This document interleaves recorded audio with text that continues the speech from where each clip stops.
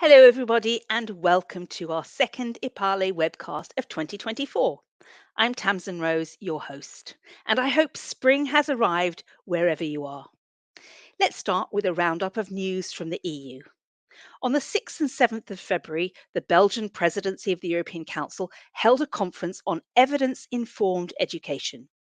And they talked about how to incorporate three types of knowledge: lay knowledge, practice knowledge, and research knowledge into the policymaking environment. Multiple good examples of practice from across the EU were presented, together with a series of keynote speeches on the quality of research in education and training and partnership building for the usage of all available evidence. What's really important about that event is it will feed into the Council conclusions that the Belgian presidency is aiming to adopt on this topic in mid May, so keep an eye out for that.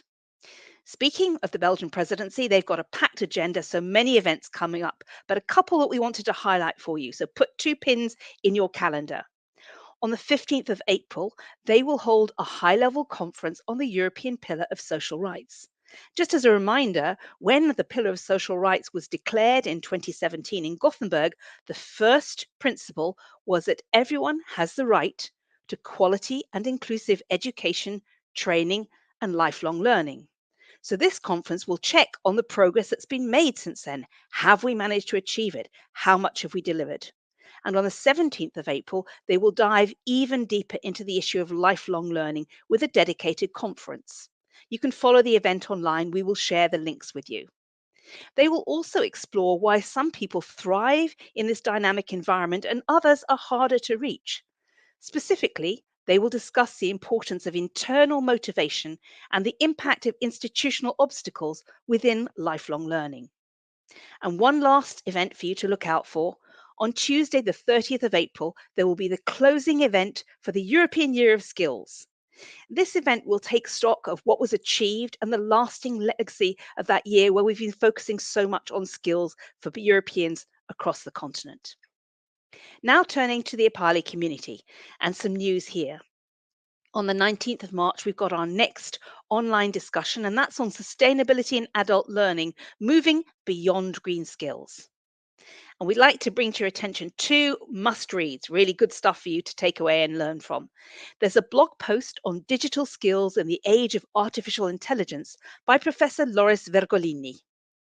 And we're also going to be sharing the links to the OECD Skills Outlook of 2023, which is a perfect opportunity to go and find out across the OECD countries what's happening in the area of skills. Now, we've got an upcoming storytelling lab on the 13th of March.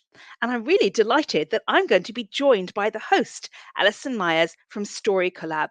And she's going to tell us more about the power of first person storytelling.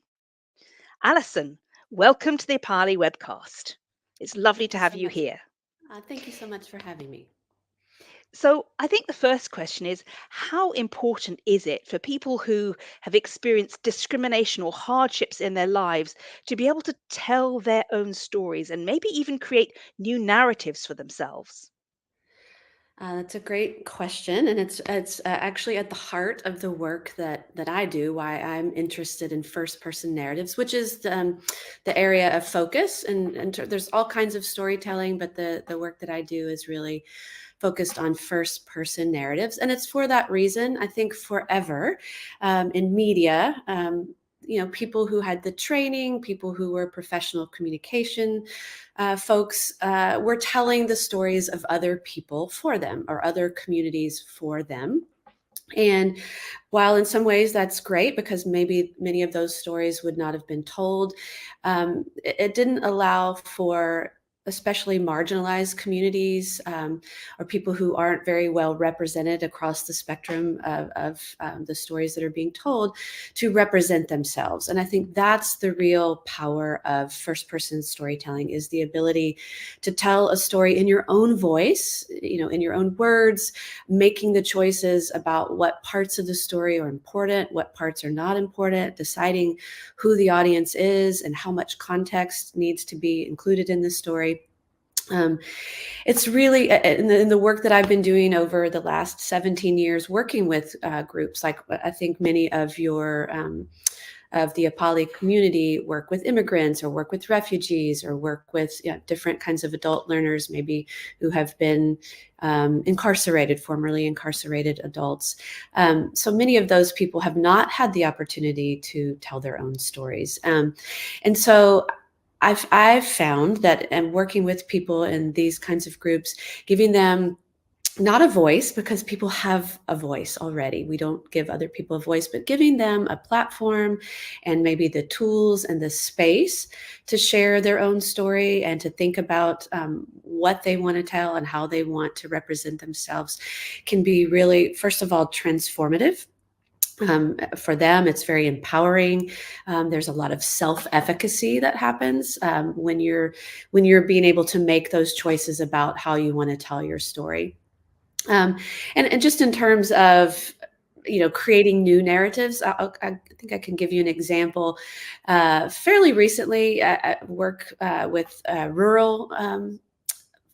rural girls, but rural adults as well in the U.S. And often there's like many of these communities that we're talking about, there's a stereotype that they're really uneducated, that most kids drop out of high school, and that they live in really impoverished areas. And so often these tropes are the stories that get told about them. And so for these young girls to be able to tell a story about where they do have choices, and they don't want to tell stories about overcoming poverty. They want to tell stories about their best friend, or they want to tell stories about learning to play basketball or something like that. And so, and they can tell stories about how they see themselves as people who are going to grow up and go to college, or who are going to grow up and have a good job, or are going to have a lot of friends. And so they're able to tell stories about how they see themselves, not just how other people see themselves. And so that in itself is also very empowering. And it also often changes the trajectory of their lives, kind of speaking something into being through story. Yeah. Well, Alison, you're clearly very passionate about storytelling, and participants will have a chance to benefit from your extensive experience during the upcoming webinar. But focusing specifically in the context of adult learning, Mm-hmm. why is storytelling so important? Okay, that's another great question. Well, I think I've already kind of touched on it, but storytelling is really transformational. I think oftentimes some kinds of learning is transactional. Like, here's this information, I'm going to impart it to you. And I think there's something really powerful about transformational learning. Telling a story to someone else can be a transfer of experience. And so I think particularly with adults, that's a really powerful form of learning. There's a couple of things I wanted to outline. Stories can capture our attention in ways that data or information doesn't. If a story is told really well and with authenticity, then we can feel moved. It triggers emotions, and we're drawn in. Often there's some kind of suspense in a story. In a story, I don't mean like it's a thriller story, but in a story that has some kind of motion. If it's a story, there is something happening, and it's leading us somewhere, then we're engaged. We're practicing engaged listening, and so that's more memorable. In stories, our brains, more regions of our brains are activated. Stories can activate a lot more than data, that are rational information or explanations do. I think lots of folks have heard about mirror neurons that trigger empathy.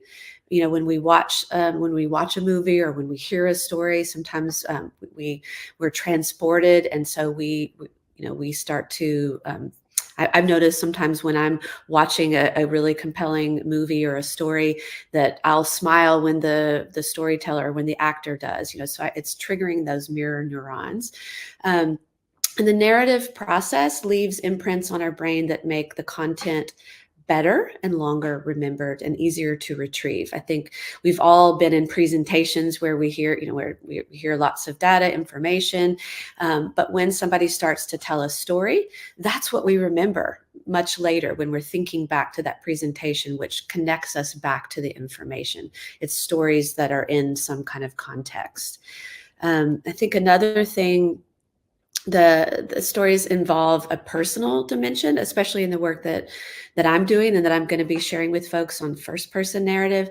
And so that involves presenting things in a really understandable way, encourages listeners to project themselves into what's being told. Again, kind of that mirror neuron idea, but also, we're using concrete words, evocative words, and often metaphors in the storytelling, specific details about the conversation or the describing the scene. There's stimulating all of the senses, right, which stimulates those different regions of the brain.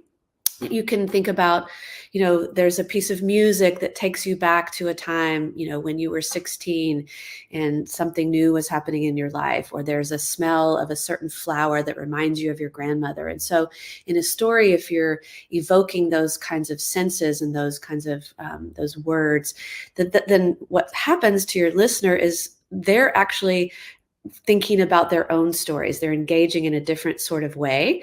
And you might imagine that if you tell something really specific, that it's not going to connect to a lot of people. But actually, the opposite is true. If you tell a vague story, if you tell something that's more anecdotal, then fewer people really connect and engage and go into their own thoughts and memories and create their own images.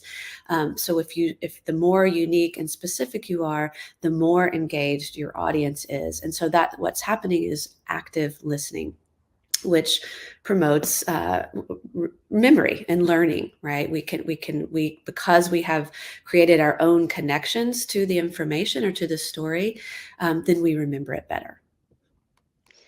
Thank you. I mean, I think you've described really nicely how the process of telling your own story can be both transformational for you as an individual, but also how it has a direct, physical impact on the audience because it affects their brains. The mirror neurons are activated. It's more memorable. They're more likely to be able to relate it to their own lives. And I think Mm-hmm. for those people who are going to join your upcoming webinar, that's really powerful because I know that many people will be interested in how you take an individual story and weave it into family, community, or even national stories that shape our realities. And we'll have advocates on the community who might want to, for example, increase empathy for refugees or change the discourse about older people. And I think the way you've described it, the power of a specific story to transform that reality is really helpful. And just before you leave us, Alison, is there a who could you tell us as a good storyteller and why? Is there someone who you think, or even an organization that's really good at telling stories? Telling stories. Yeah, there's I'm sure that well, I'm guessing that most of your audience won't have heard of this person, but I would encourage you to check out Ira Glass. It's spelled IRA, and the last name is Glass, from This American Life. He's the executive producer. It's a really popular, award-winning public radio show in the US. And he has a really engaging way of drawing in the audience. Often sometimes when we're not as experienced at storytelling for to engage, we tell too much, we explain too much. It's like telling the punchline of a joke and then explaining the joke, which often most of us do, or we repeat ourselves. But Ira Glass has a really great way of drawing you in and keeping you listening to the story. You don't tell, he has the timing is everything, and the right sense of when to reveal the next thing and the next thing. And he does that through some of the this kind of there are questions that we leave unanswered. So I encourage you to listen to This American Life and Ira Glass. He's one of my favorites. Thank you so much, Alison, for Mhm. joining us. And if you're interested and intrigued to find out more, don't forget to sign up to her EPALE Storytelling Lab. And don't miss out on the next online discussion on sustainability and adult learning, moving beyond green skills. Thank you all for joining us today. It was a great webcast. I look forward to seeing you all on the next episode on Monday, the 8th of April at noon. Thank you and goodbye.